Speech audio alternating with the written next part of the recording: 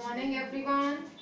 So as you know we have finished up to the previous topic और उसको finish करने के बाद now we are going towards the new topic जो मैंने आपको बताया था कि this is the new topic. Heading is written here, behavior of conductors in external electric field. So it may be by this name or the name may be electrostatic properties of a conductor. तो यहाँ आपको study क्या करना है, यहाँ आपको ये study करना है कि कोई कंडक्टर एक कंडक्टर को अगर एक्सटर्नल इलेक्ट्रिक फील्ड की प्रेजेंस में रखते हैं तो उस एक्सटर्नल इलेक्ट्रिक फील्ड की प्रेजेंस में वो क्या क्या फिनोमेना शो करता है या क्या क्या उसकी प्रॉपर्टीज होती हैं एक्सटर्नल फील्ड की प्रेजेंस में. ओके, तो take care of the headings. कौन कौन से हेडिंग से आ सकता है, तो behaviour of conductors in external electric field इस हेडिंग से हो सकता है, या फिर electrostatic properties of a conductor. Okay, तो स्टार्ट करते हैं फर्स्ट हेडिंग से. फर्स्ट हेडिंग लिखा है या फर्स्ट प्रॉपर्टी जो है वो यहाँ लिखी है, net electrostatic field is zero in the interior of a conductor.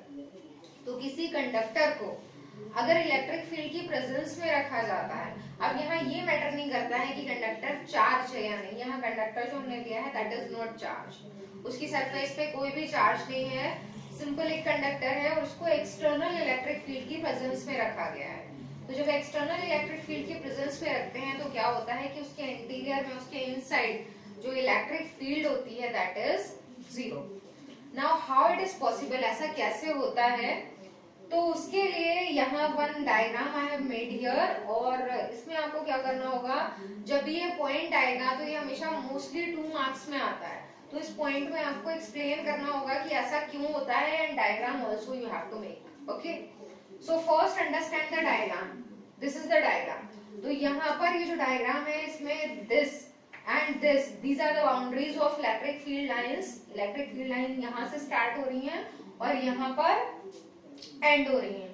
तो इलेक्ट्रिक फील्ड लाइन का स्टार्टिंग पॉइंट ये है, एंडिंग पॉइंट ये है. This is the direction of electric field lines. इसका मतलब ये होगा कि इलेक्ट्रिक फील्ड का जो है दैट इज प्लस साइन यहाँ पर आ रहा है और माइनस यहाँ आ रहा है क्योंकि वो प्लस से स्टार्ट होकर माइनस पे टर्मिनेट होती है. तो this is the direction of electric field lines. इसके बीच में इलेक्ट्रिक एक्सटर्नल इलेक्ट्रिक फील्ड के बीच में इंटीरियर में एक कंडक्टर को रखा गया है. तो जब इलेक्ट्रिक फील्ड के कांटेक्ट में आता है वो, तो उसके जो चार्जेस उसके अंदर होते हैं, जो अभी तक जो है वो एक सम ऑफ चार्ज थे जिसकी वजह से कंडक्टर पे कोई चार्ज नहीं था, न्यूट्रल था. अब वो चार्जेस क्या होते हैं, सेपरेट होना स्टार्ट होते हैं. और ये जो प्रोसेस ऑफ सेपरेशन है इसी को हम इंडक्शन में आपने स्टडी किया था कि चार्जेस क्या होते हैं, इंड्यूस होना स्टार्ट होते हैं अपोजिट साइड्स पर कंडक्टर की. तो इंडक्शन कैसे होता है, इंड्यूस चार्जेस कैसे होते हैं, आपको पता है कि जैसे मैंने आपको बताया कि this is the positive end of the electric field. तो यहाँ अपोजिट चार्जेस आएंगे. कौन से चार्जेस आ जाएंगे यहाँ पर, माइनस. ठीक है, इसी तरह से इलेक्ट्रिक फील्ड का ये वाला जो एंड है जहाँ वो टर्मिनेट होगी वो माइनस है, तो यहाँ पर कौन से चार्जेस स्टोर हो जाते हैं, प्लस. तो इस तरह से ये माइनस और प्लस कौन से चार्जेस हैं, इंड्यूस चार्जेस हैं. ओके, तो ये जो प्रोसेस है माइनस और प्लस के सेपरेशन का, ये तब तक चलता रहता है जब तक कि अब जब ये प्लस और माइनस चार्जेस कंडक्टर के अंदर अलग अलग हो जाते हैं, तो इसका मतलब कंडक्टर के अंदर भी एक डिफरेंट टाइप की इलेक्ट्रिक फील्ड आ जाती है. और वो इलेक्ट्रिक फील्ड क्योंकि इंड्यूस्ड चार्जेस की वजह से है, तो ये इलेक्ट्रिक फील्ड कहलाती है इंड्यूस्ड इलेक्ट्रिक फील्ड. ओके, तो इंड्यूस्ड जो है वो किस साइड में है, opposite to the external electric field. External electric field की डायरेक्शन थी टुवर्ड्स राइट और इंड्यूस्ड इलेक्ट्रिक फील्ड की डायरेक्शन है टुवर्ड्स लेफ्ट. ये प्रोसेस कब तक चलता रहता है, ये प्रोसेस तब तक चलता रहता है जब तक कि एक्सटर्नल इलेक्ट्रिक फील्ड जो है ये इंड्यूस्ड इलेक्ट्रिक फील्ड के इक्वल नहीं हो जाती.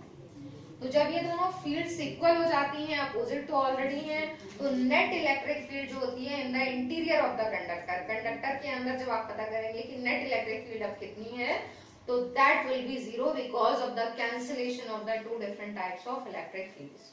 ओके, तो अब आपको क्या करना है, नोट्स बनाने हैं सेल्फ, क्योंकि अभी तक जो प्रोसेस था उसमें I was giving you the notes, लेकिन अब यहाँ पर आपको क्या करना होगा, नोट्स आपको सेल्फ बनाने हैं. तो language I am telling you here, मैं फ्रेम कर दे रही हूँ लैंग्वेज को. यहाँ जो भी मैंने आपको बताया है उसी के अकॉर्डिंग आपको क्या करना है, लिखना है। तो यहाँ जो प्रोसेस है कि suppose that if lead conductor is placed in the presence of external electric field and because of the presence of external electric field, now the charges are induced on the opposite sides of on the opposite faces of the conductor.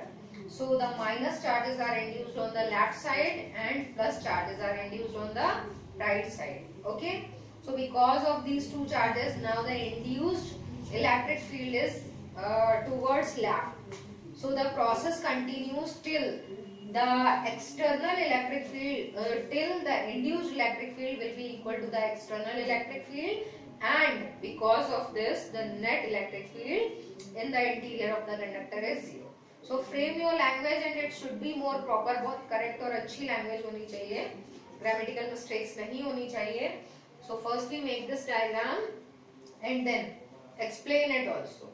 Okay, Coming towards the second property. अब देखिए second property लिखी है just outside the surface of a charged conductor.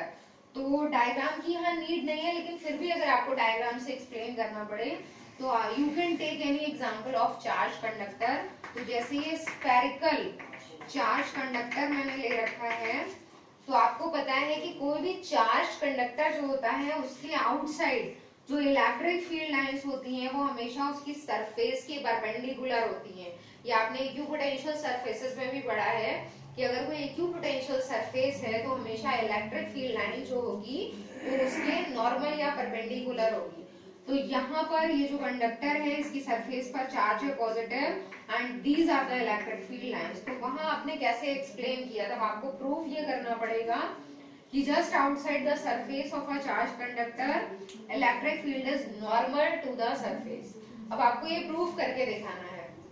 तो equipotential surfaces में आपने reason क्या लिया था कि अगर इलेक्ट्रिक फील्ड नॉर्मल नहीं होती, अभी हम कंट्रडिक्शन से स्टार्ट करते हैं कि अगर ऐसा नहीं होता तब क्या कंडीशन होती. तो हमने माना कि इलेक्ट्रिक फील्ड की जो डायरेक्शन है perpendicular to the given surface, अगर ऐसी नहीं होती, suppose that it is inclined to the given surface, तब क्या होता है इसके दो कंपोनेंट्स होते हैं, this one and this one.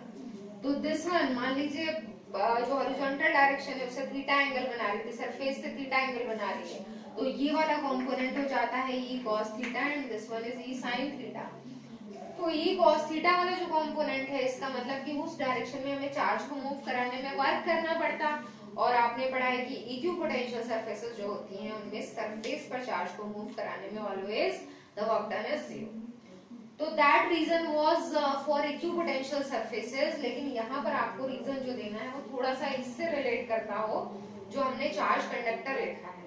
तो यहाँ पर आप क्या करेंगे, स्टार्ट तो वहीं से करेंगे कि लेट या if the electric field is tangential to the given surface, अगर वो इस डायरेक्शन में है, टेंजेंट बना रही है, then it has two components and one component which is E cos theta. जो ई कॉस थीटा यहाँ पर लिखा है उस डायरेक्शन में, क्योंकि अगर यहाँ पर ई कॉस थीटा इलेक्ट्रिक फील्ड की अगर ये भी डायरेक्शन है तो it means force is also available in this direction, electrostatic force भी होगा.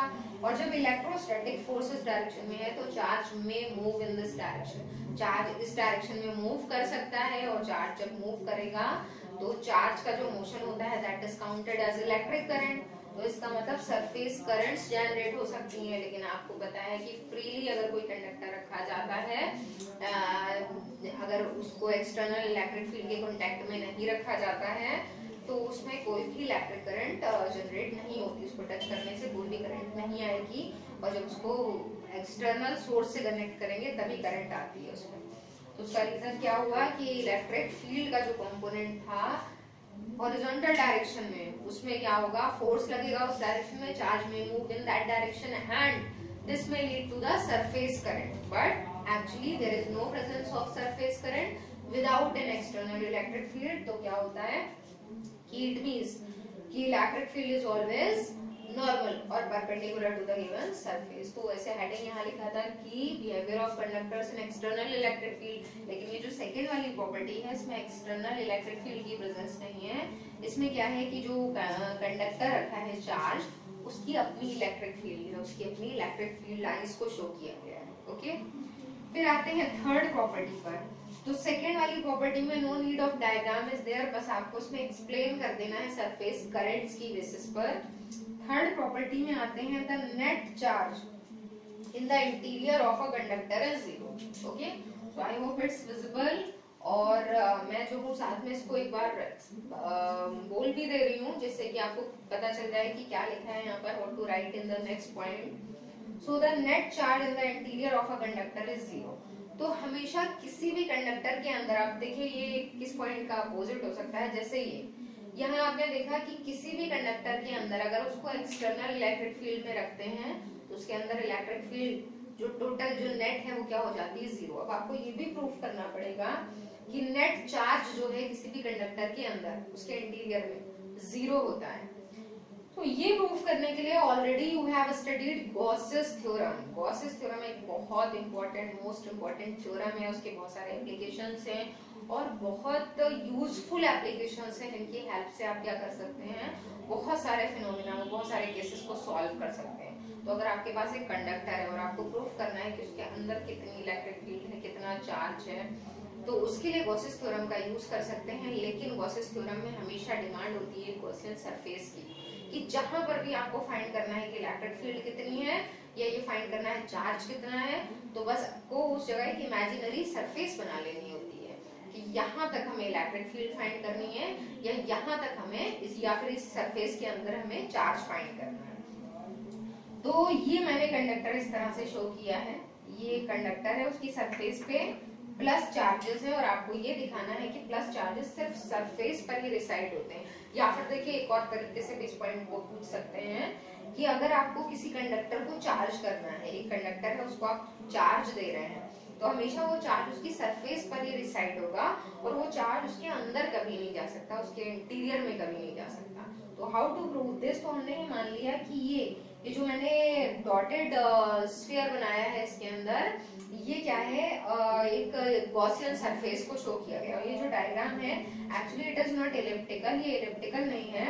क्या होता है, आपने सिस्टम ऑफ पार्टिकल्स चैप्टर में पढ़ा है कि जो इस तरह से स्टैंडिंग वाले सर्कल्स या स्फीयर होते हैं उनको कंप्लीट सर्कल बनाते हैं, जो इस तरह से लाइन वाले होते हैं उनको ऐसे बनाया जाता है, but it means it is a sphere और सर्कल। ओके, तो स्फेरिकल ही है ये कंडक्टर, उसको ऐसे करके रखा गया है लाइन स्टेट में। तो इसकी सरफेस पे चार्ज है प्लस और इसके इंटीरियर में चार्ज पता करने के लिए अंदर स्फेरिकल गॉसियन सरफेस बनाई गई है। ठीक है, अब गॉसियन सरफेस जब इसके अंदर शो की गई है, आउटसाइड ये इलेक्ट्रिक फील्ड लाइंस को शो किया गया है। इलेक्ट्रिक फील्ड लाइन से इलेक्ट्रिक फील्ड अंदर नहीं होती है, इसलिए चार्ज भी नहीं होता है अंदर। तो आपने यूज किया गॉसियस थ्योरम का। Now I am coming here. अब देखिए गॉसियस थ्योरम जो है वो क्या होती है कि टोटल फ्लक्स, जिस भी जगह की बात करें, जो भी गॉसियन सरफेस है जिसकी भी हम बात कर रहे हैं, उस गॉसियन सरफेस से कितना फ्लक्स पास हो रहा है। तो फॉर्मूला होता है phi E, the symbol of electric flux is equal to, एक तो इस फॉर्म में आप लिख सकते हैं, ये वाला जो सिंबल है ये किसका होता है, क्लोज्ड इंटीग्रल का। अगर इस तरह का सिंबल बना है it means it is for closed integral, और सिंपल ये वाला जो सिंबल होता है it is for integration. Okay, तो क्लोज्ड इंटीग्रल क्यों होता है, वन वाइवा क्वेश्चन में भी देयर कि ये ही सिंबल क्यों बनाते हैं, क्लोज्ड इंटीग्रल मींस व्हाट। तो क्लोज्ड इंटीग्रल बनाने का सेंस ये है कि जो गॉसियन सरफेस होती है वो हमेशा आप क्लोज्ड सरफेस लेते हैं। अगर ओपन सरफेस होगी तो उस सरफेस से कोई भी फ्लक्स कैलकुलेट नहीं कर सकते आप कितना पास हो रहा है। तो क्लोज्ड इंटीग्रल का मतलब क्लोज्ड सरफेस है। ओके, तो यहाँ पर flux, total electric flux passing from a given surface is equal to closed integral of, किसका क्लोज्ड इंटीग्रल आपने बनाया है, तो यहाँ स्केलर प्रोडक्ट ले रखा है इलेक्ट्रिक फील्ड और ये है सरफेस एरिया, जो गॉसियन सरफेस है उसका सरफेस एरिया लिखा है और ये इलेक्ट्रिक फील्ड लिखी है। इन दोनों का स्केलर प्रोडक्ट होता है, क्योंकि जब इसको ओपन करेंगे तो it will be in the form E D S cos theta, और या फिर इसको इस फॉर्म में भी लिख सकते हैं, it is Q upon epsilon not. Q is the charge and epsilon not क्या होता है, constant permittivity of the medium. तो अब यहाँ पर नेक्स्ट स्टेप में आप क्या करेंगे, क्योंकि आपको पता है कि गॉसियन सरफेस हमने कहा इमेजिन की है इंटीरियर में, और वहां कोई भी इलेक्ट्रिक फील्ड लाइन नहीं है, इसका मतलब इंटीरियर में इलेक्ट्रिक फील्ड तो वैसे ही जीरो है। तो इलेक्ट्रिक फील्ड जब जीरो है तो फ्लक्स कितना हो जाएगा, जीरो, क्योंकि जब हम इसको एक्सपेंड करेंगे तो यहाँ से ई कितना आएगा, जीरो, क्योंकि इंटीरियर में कोई भी इलेक्ट्रिक फील्ड नहीं होगी। तो तो इंटीरियर में इलेक्ट्रिक फील्ड जीरो है, इसलिए फ्लक्स जीरो हो जाएगा, और जब फ्लक्स जीरो होगा तो ऑटोमेटिकली जो चार्ज होगा दैट विल बी जीरो।